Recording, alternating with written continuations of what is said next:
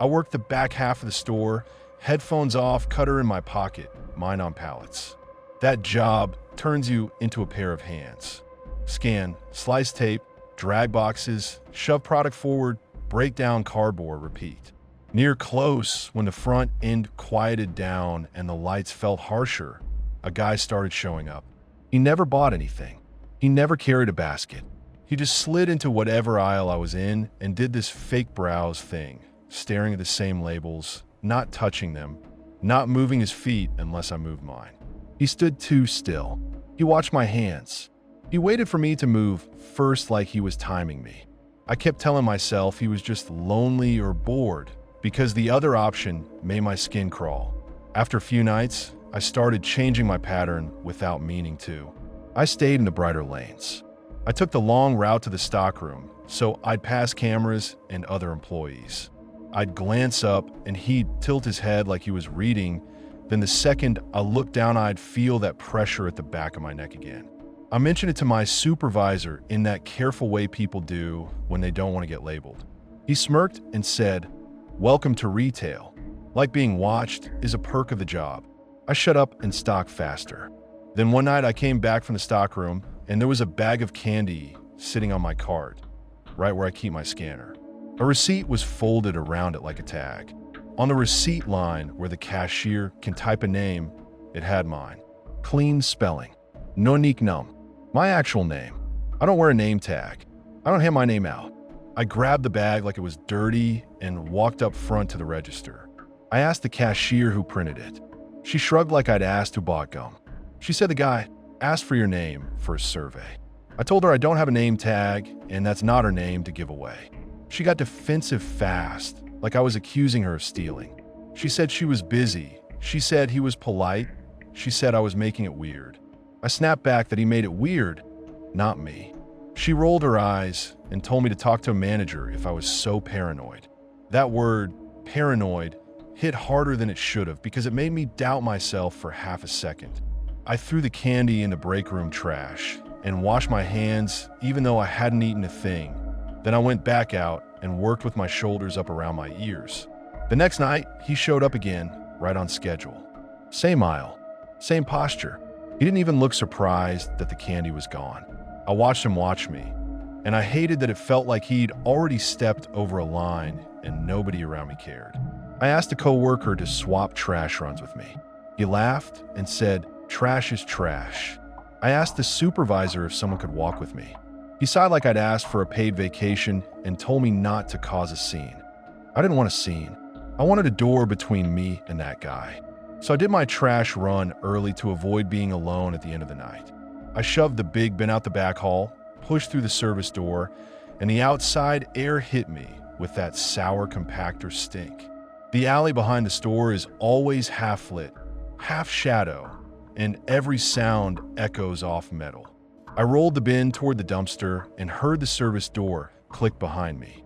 Not lock click, close click. The kind of click that says you're outside now.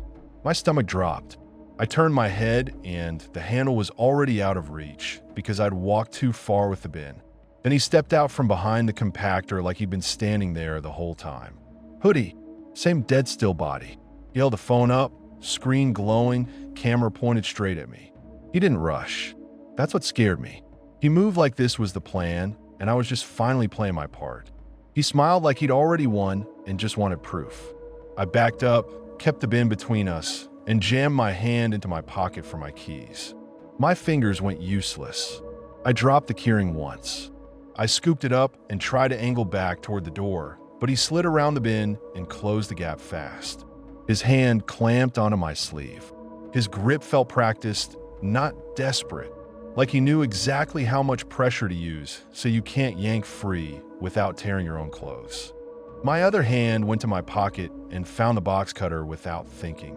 I popped the blade and slashed. I wasn't aiming for a movie moment. I was trying to make space. I caught fabric, and I felt the blade bite something softer for a split second. He cursed, not in pain, in irritation like I'd scratched his car. He yanked harder and tried to pull me off balance. I screamed anyway, not a brave scream, a nasty animal scream that wrecked my throat. I shoved the bin into him and it bumped his hip. I tried the door and it didn't open because the latch was stuck and my hand was shaking. I slapped the metal, fumbled the handle again, and he kept his phone aimed at my face the whole time. That part is what I can't shake. He wanted the footage more than he wanted to hide. The door banged open and my coworker came out for a cigarette, already annoyed about something. Then his eyes went wide. He shouted, and the guy let go instantly and slipped away into the dark like a rat, fast and quiet, like he knew where the shadows were. My coworker took 2 steps after him and stopped, because chasing someone into that lot is how you end up on the news. I stood there shaking with the cutter still open in my hand, blade out, feeling stupid and furious and sick all at once. My coworker started swearing at me. Why the fuck was I out there alone? Why didn't I call him? Why didn't anyone up front care? I didn't even argue, because he was right and I hated that he was right. Inside, the supervisor acted irritated, like we'd interrupted his closing checklist. I told him what happened. He asked if the guy actually did anything. I held up my sleeve where the fabric was stretched and my wrist was red from the grip. He finally agreed to pull the cameras, but he wanted to verify first before calling anyone, like I was a customer complaining about a bad return. While he clicked through menus, I sat in that little office chair and my legs wouldn't stop bouncing. When the footage came up, the back door opened from the outside 5 minutes before my trash run. Not from the inside, from the outside. It cracked open, paused, and shut again, like someone propped it and made sure it would catch for the next person. 5 minutes later, I pushed the bin out. Perfect timing. My supervisor stared at the screen and kept saying, "That's weird," in this flat voice like he couldn't afford to admit what it meant. I asked who had access to that door. He started listing excuses, wind, a sticky latch, maybe someone didn't close it right. I told him the video shows it opening from the outside. He got quiet and then said we shouldn't jump to conclusions. My coworker called him a coward, loud enough for the office walls to hear. The supervisor snapped back that we were being dramatic and that if we kept yelling he'd write us up. That turned into a real argument, nasty and personal, because nobody wants to be the person responsible for the scary thing. I asked them to save the clip. The supervisor said corporate would handle it. I asked if he was calling the cops. He said it was probably pointless since the guy ran. I called non-emergency myself in the break room, hands still shaking, and they told me I could file a report, but I need the video and the exact time. Guess what the store didn't want to hand over to me? They wanted to keep it internal. Internal. Like I was the problem leaking out. I quit the next day. No 2 weeks. No speech. I dropped my badge on the counter and told the manager I was done. He leaned back like I was entertainment and said I was overreacting. He said the guy didn't hurt me. He said the store can't control who comes in. He said if I was so scared I should have called the police myself. I told him I did, and I told him why they need the footage, and he acted like I'd said something rude at a family dinner. I asked him why the door opened from the outside and who propped it. He shrugged and said locks fail sometimes. I told him he can keep pretending that's normal if he wants, but I'm not getting cornered behind a compactor for his payroll numbers. He called me dramatic again, like that word fixes everything. I spent the next week checking my mirrors, checking my back seat, walking with my keys between my fingers like that would matter.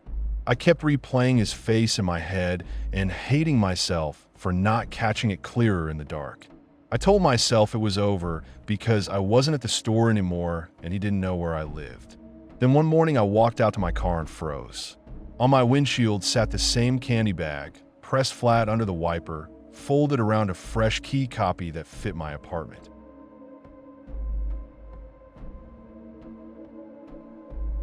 The noise never stops down there. Bells hum, carts clatter, alarms chirp like birds that hate you. After 10 hours, my brain started skipping like a scratched disc. I kept seeing the same suitcase, black hard shell, neon zip tie, roll past me again and again. I scanned it once, twice, then it showed up a 3rd time with the same tag number. I checked the screen. The number didn't exist. I blamed fatigue because that's the only story they'll accept. You're tired, you're cranky, you imagined it. I chugged stale coffee until my hands shook. The suitcase kept coming. It wasn't just a similar bag either. Same gouge on the lower corner, same airline sticker half peeled, same neon tie. And every time it looped back, the zip tie looked newer, cinched tighter, like somebody kept resetting it just to watch me notice.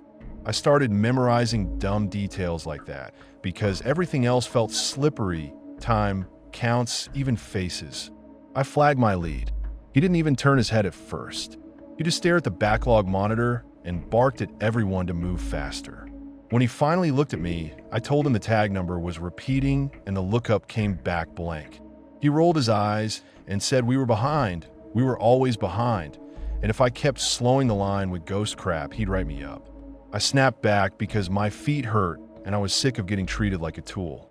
He stepped in close and hissed that I could clock out right then if I wanted to be a smartass. I swallowed it, jaw locked, and went back to scanning. The belt ran like it always does, that steady shove of other people's lives. Beep, toss, shove, beep. My scanner stayed normal for hundreds of bags. Then the black case slid into my lane again.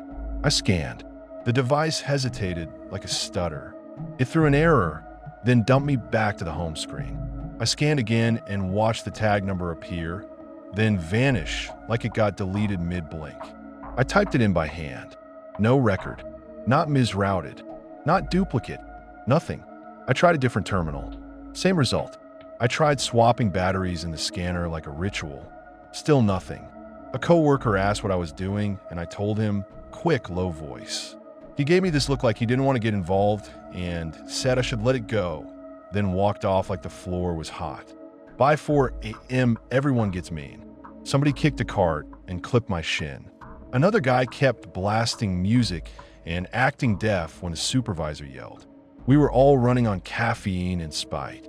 That's why it hit so hard when the suitcase reached the end of the belt and didn't drop. It rolled up to the diverter, tapped the lip, and stopped dead like the belt owed it respect. Bags behind it kept bumping and piling up. The sensor should have tripped. The emergency shutoff should have cut the motor. It didn't. The belt kept moving under the jam, squealing like it wanted to tear itself apart. The pile grew, and people started shouting my name, like I'd personally arranged the physics. I hit the local e-stop. The button clicked. The belt kept running. I slapped it again hard enough to hurt my palm. Nothing. A supervisor started jogging over with that angry power walk, pointing like I was caught stealing. My scanner beeped error and then flashed my own employee ID across the screen, big and clean, like it was the suitcase's tag. I stared at it so hard my eyes burned. I hadn't scanned my badge. My badge was under my shirt. The scanner was aimed at the case. It flashed my ID again, like a dare. The supervisor demanded to know what I was doing. I said, "Look at the screen," and he didn't even glance. He just kept talking over me about productivity and downtime. I walked up and grabbed the handle because I needed the jam cleared and because some stubborn part of me refused to be scared by luggage. The case felt wrong, too heavy for its size, and the weight shifted a beat late like something inside moved after I moved it. The handle was slick. Not oil, not dust, not spilled soda. Slick like fresh skin contact. My fingers came away shiny. My stomach dropped. I let go and backed up, breathing fast, tried to keep my face neutral so nobody could call me unstable and have that be the end of the conversation. My lead stormed over, cussing, and yanked the suitcase off the belt like he wanted to throw it at my head. The second his hand closed on that handle, he froze. Half a second, maybe less, but I saw it. His eyes snapped to mine like, "Oh, you felt it too." Then he forced a laugh that sounded like it hurt and dragged the case toward the manual inspection door. The one with the keypad and the little window nobody looks through. He didn't announce anything. He didn't radio security. He just punched the code and slipped inside with it. I tried to follow because I needed someone to say out loud that it was real. I got 3 steps, and the supervisor blocked me with his body and told me to get back to my station. I said I wasn't going back until someone explained why my ID was on that scan. He told me to stop being dramatic. I told him to stop treating me like I was stupid. He shoved his clipboard against my chest. Not hard, but enough to make it a thing, and said if I didn't move, he'd call security and have me escorted. That lit me up. I said, "Fine, call them because I wanted witnesses." He didn't call. He just kept repeating, "Get back to work," like a mantra.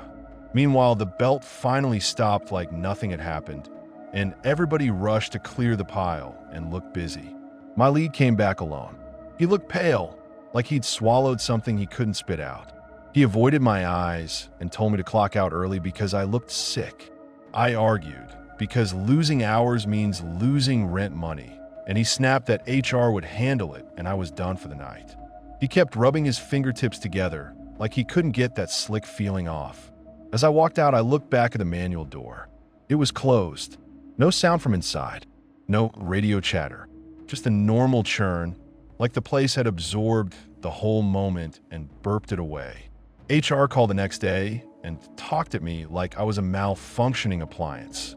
They said I'd had a stress episode and needed clearance before returning. I told them I was fine, and the system had a repeating tag with no record, and my scanner showed my employee ID. There was a pause, then the voice went colder. They said fatigue can cause misperceptions in a high-noise environment. They said there were no anomalies in the logs. They said they couldn't discuss security procedures. Then they asked if I had anyone at home to support me. Like I confessed to seeing ghosts instead of reading a screen. I went in anyway, because I wasn't about to let them paint me as crazy without a fight. They sat me in a little office. An HR rep slid a form across the table that already had my name typed into an incident report. Employee displayed agitation, disrupted operations, required early dismissal. Like it was a script they'd been waiting to use. I told her that report was bullshit and I wasn't signing it. She smiled like she practiced it and said refusal would be noted. She offered the employee assistance hotline like a bribe. I asked for the belt logs. I asked for camera footage. She said those were handled by security and not available. I asked to speak to security. She said they were unavailable. I asked who authorized the manual inspection. She said she couldn't discuss it. Round and round until I realized the meeting wasn't to learn what happened. It was to box me in. I tried to let it die after that. I slept, ate, did normal stuff, told myself it was a glitch and a bad night. But the next time I tried to enter the building to drop off paperwork, my badge beeped invalid. The guard looked at his monitor, then at me, and his whole posture changed like I'd become a question. He made a call. I waited, sweating in my work jacket like a kid outside the principal's office. Finally, he waved me through without meeting my eyes. 2 days later, my schedule vanished. No shifts, no explanation, just an email about temporary suspension pending evaluation. My lead didn't answer texts. Coworkers stopped responding. It wasn't dramatic. It was worse than dramatic. It was quiet, like the system had already written me out. When my paycheck finally arrived, I tore open the envelope at my kitchen counter, ready to fight the amount because it looked short. The paper snagged on staples. I pulled the extra slip free and my hands went cold. It was a baggage tag, fresh and clean, stapled right to the check like someone wanted to make sure it stayed attached. Black hard shell, neon zip tie, same little stock image they print for identification. Under the barcode, where the passenger name should have been, it had my employee ID number as the destination. I stared until my eyes hurt, waiting for my brain to correct it into something normal. It didn't. I wanted to believe them. I really did. Then my paycheck arrived with a baggage tag stapled to it. Black hard shell, neon zip tie, printed with my employee ID as the destination.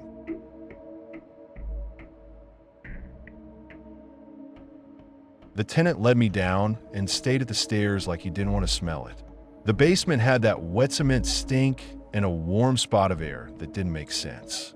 I kept my flashlight low and my keys between my fingers because he'd already been a prick upstairs, snapping that I better fix it or he'd call my company and make it ugly. I've been sent out for scratching in the walls and a smell, the usual bullshit that ends up being a dead mouse or some raccoon that found a gap in the siding. The building was an old 2-story with a shared hallway that always felt too quiet. The tenant walked half a step in front of me like he was leading a cop somewhere, not a contractor. He had extra locks on his unit door. Not normal, I live in a city locks. Extra. The kind you install when you don't want anyone coming in, ever. He kept glancing back to make sure I was still following, like he didn't trust me to stay on the path. He hovered on the top step with his phone out, recording me like I was the problem. Every time I shifted, he shifted too. I asked where the scratching was coming from. He shrugged. I asked why he didn't call animal control. He snapped that he pays rent, and this is my basement, and I'm paid to handle it. He kept saying like it mattered. His hands kept flexing on the rail like he was itching to grab me. I swept the beam across the floor and saw droppings leading toward a shelving wall. Not mouse. Too big and smeared like something got dragged. The trail went straight to a stack of paint cans shoved tight against a loose panel. The cans looked staged, labels turned out, stacked too neat for a guy who couldn't even take his trash out upstairs.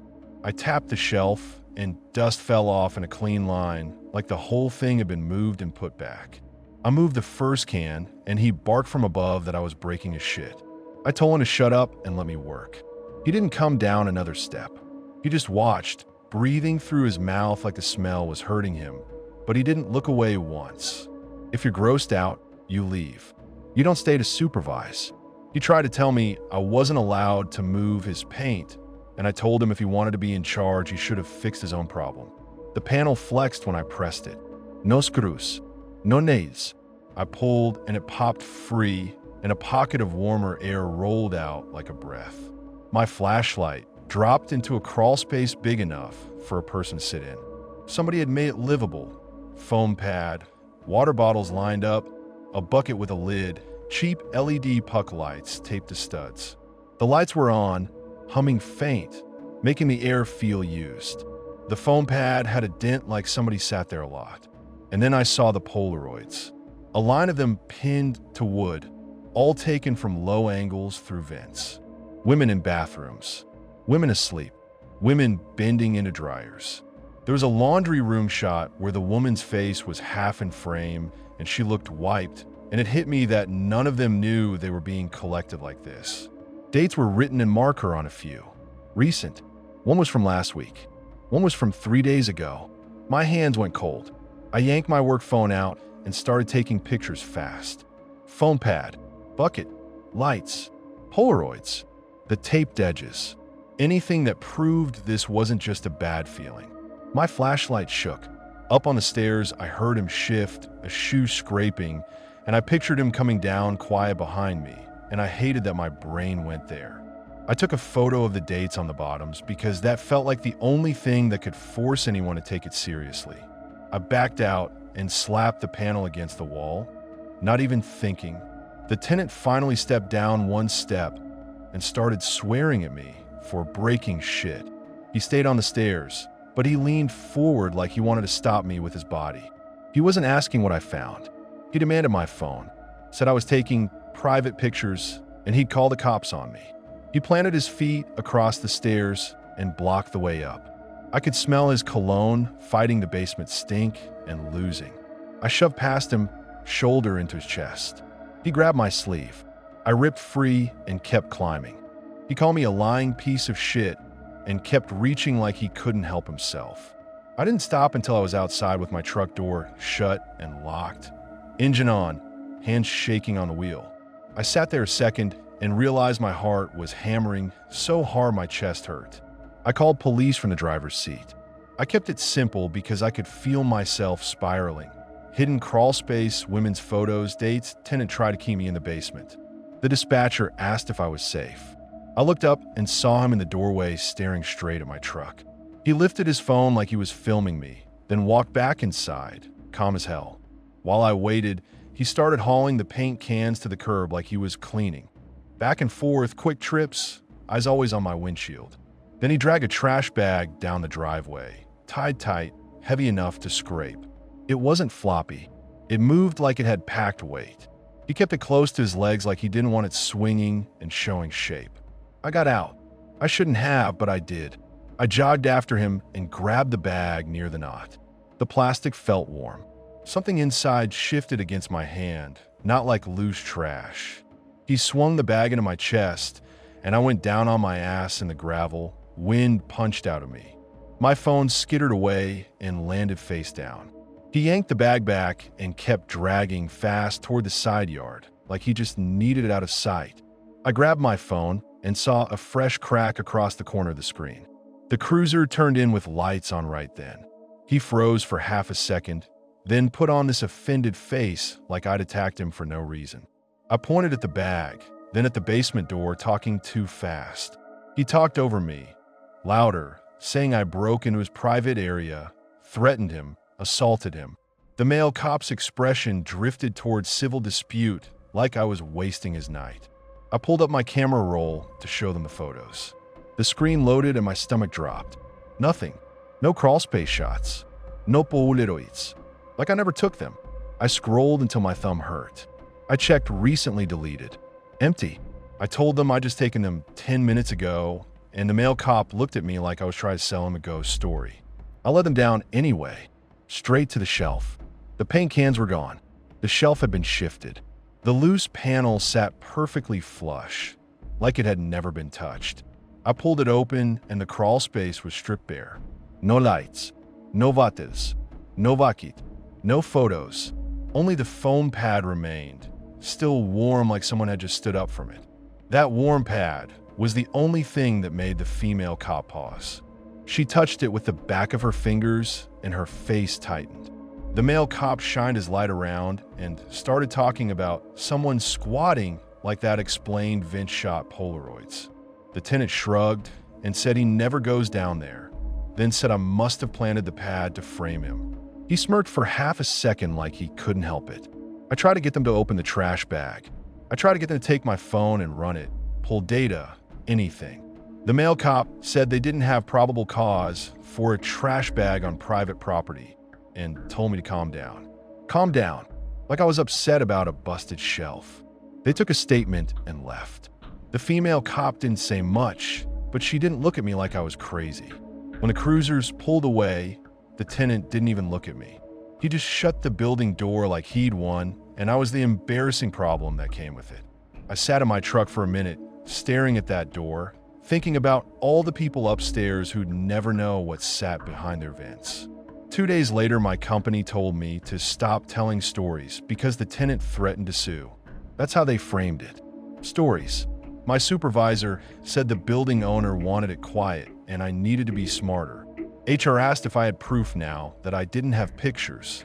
I said I watched him strip that crawl space in real time, and they acted like I was being dramatic. They told me to stop calling police from job sites without management approval. I got loud, and they warned me about conduct like I was the risk. After that meeting, I went home and checked every lock twice. I kept seeing that empty board where the Polaroids had been, like it was burned into my eyes. I kept wondering how my photos vanished, and the only answer my brain offered was the one I didn't want. He knew I'd take them, and he planned for it. I slept in bursts, waking up at every car sound, waiting for my porch to light up. That night a package landed on my porch, a single LED puck light, still sticky on the back, with my address written in the same marker I'd seen in the crawl space.